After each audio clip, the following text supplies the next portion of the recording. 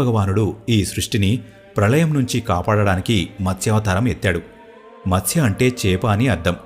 సతయుగం ప్రారంభంలో సత్యవ్రతుడనే రాజు ఉండేవాడు. ఒకరోజు అతను నదిలో స్నానం చేశాడు. స్నానం పూర్తవగానే ఆ నది నీటిని చేతిలోకి తీసుకున్నాడు.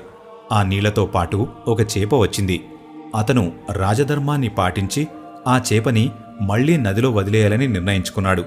కాని ఆ చేప, నన్ను మీరు నదిలో వేయకండి, నదిలో ఎన్నో పెద్ద పెద్ద చేపలు ఉన్నాయి, అవి నన్ను తినేస్తాయని చెప్పింది. అది విన్న సత్యవ్రతుడు ఆ చేపని తన కుండలో ఉంచాడు. కాని ఒక్క రాత్రికే అది చాలా పెద్ద చేపగా మారింది. అప్పుడు రాజు ఆ చేపని సాగరంలో ఉంచాడు. చూస్తూ చూస్తూనే అది చాలా పెద్ద చేపగా మారింది. రాజుకిది ఒక సాధారణమైన చేప కాదని అర్థమైంది.